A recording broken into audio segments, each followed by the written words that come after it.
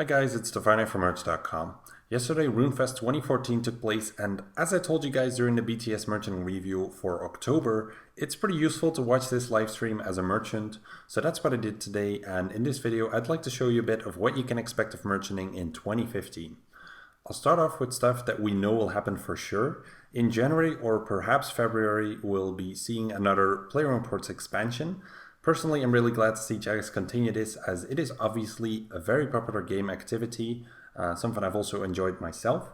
Now, merchanting wise, they talked about adding level 85 melee and magic weapons as ports rewards. Now, we already have the level 85 Death Lotus darts for ranged, but throwing weapons really aren't popular enough to make an impact, and they also take far too long to gather, so nobody really uses these. The problem with melee and magic, however, is that there is no unpopular style. You have either stab, slash, or crush for melee, and a magic weapon that can use any spell. So free level 85 degradable weapons would be extremely disruptive for level 80 and 90 melee and magic weapons. I genuinely hope that Jagex realizes this and that they make these level 85 weapons degrade to dust. If they don't, then the level 80 and 90 melee and mage weapons are going to crash really badly, as a lot of people would lay them off because the difference with the level 85 weapons would be tiny, and there wouldn't really be any reason why you wouldn't want to use a free weapon over these weapons worth hundreds of millions. So yeah, I really hope Jagex will look into that. Either way, they most likely won't be tradable, as the Death Lotus darts aren't either, so really the only things that these weapons can do is hurting the existing economy a lot without really adding anything to it. If Jagex doesn't confirm whether they will degrade to dust or if they're repairable, then this is going to lead to panic at some point either way, which we've seen in the past, and I hope that's not going to happen again, because it's just a bit of a sad thing.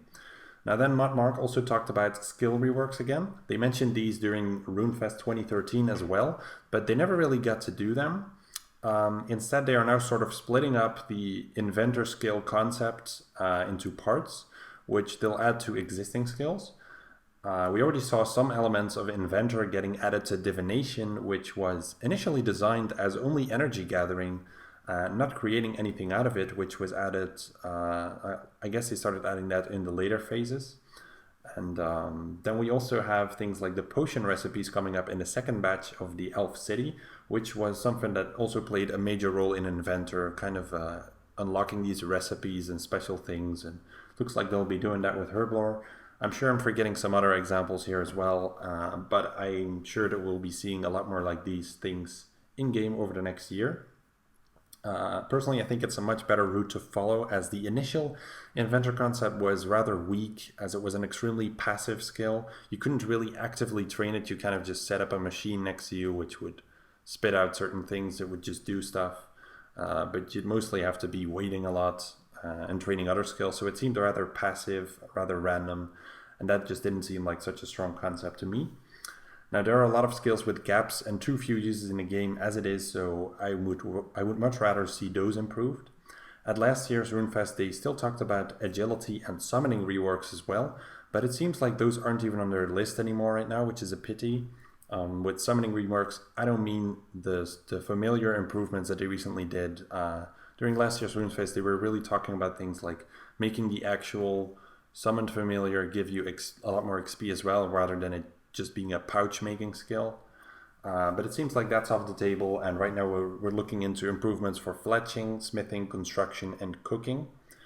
Not too much is known about how these will be improved, so you'll have to keep your eyes open for how the prices of the materials for those skills will be impacted.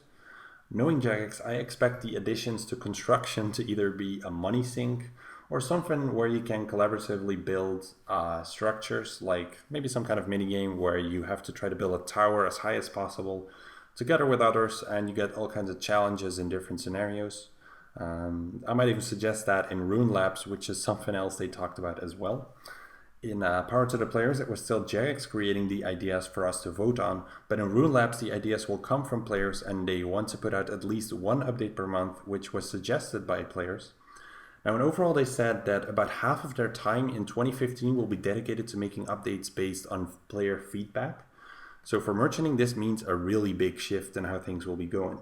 The Power to the Player polls already damaged update investing quite a bit, but this will take it another step further. Let me explain that a bit. In the past, almost nobody would know that an update was coming out, right? So as soon as it was released or mentioned in the behind the scenes, then the prices would shoot up really steep instantly. If you were someone smart enough to figure out the update beforehand, then you would make amazing profit known as update investing. Now with power to the players, this shifted to players often knowing what was coming months in advance, but just not very detailed yet. Now with Rune Labs, however, there will be a lot more detail as Jagex will be reporting a lot more on their progress and ideas over time. So people will know a lot more details way in advance, like with the Elf City, for example, where there really weren't any investment opportunities left by the time it was released. And in the meantime, any impact was a lot less significant as it was spread out over a much bigger period of time. Things will probably continue this way as it keeps the economy a lot more stable, which is something Jagex obviously prefers, and it keeps all the players happy because they know what's going on. So this means that short-term investing will once again become even more important. In 2014, we already saw flipping pretty much die compared to what it was in 2013, as it is simply really easy for anyone to do. So make sure you start thinking of moving towards investments if you haven't already. I've made 2 guides that can help you on your way. The links are here in the video or in the description. Now next up, the wilderness improvements, which should be amazing for merchanting, but they won't be around until the summer or later from the looks of it. Now the bosses they plan to add will definitely drop some very interesting new items to draw people to the wilderness. I don't think there's any other way to get people to go to these bosses without new items, so hopefully these will be valuable enough and interesting for merchanting. Now, I don't think the other high-level content that they mentioned will be interesting merchanting-wise, as it will probably be along the lines of a lot more high-level training spots where there is more risk in return for more XP and resources. Now, the bosses alone and a possible increase in PKing again will definitely be great though, and hopefully get the money flowing again. Now, RuneScape versus something ideas have been posted on the forums for as long as I've been playing, so it's nice to see something getting implemented at last. Now, at this point, it's hard to say what impact this world event with the Tosca god will have, but combat should obviously be more popular around the release, as the previous 2 world events were combat-based as well, and they're already talking about bosses and fights here as well, so it's going to be about combat, so that'll bring along some nice opportunities. Now then they mentioned a new God Wars dungeon, which is pretty interesting. At this point we don't really know whether this means one boss or many more, but either way it's going to cause some nice volatility in the market and also hopefully new expensive items. We really desperately need those.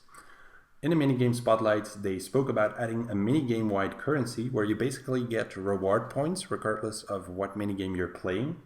So you can use those reward points to get a lot of different rewards, probably in some kind of centralized shop. And they mentioned that they would include things like Silverhawk feathers and portable scaling plots. So that's probably going to disrupt that market and push the prices down as the supply will increase a lot.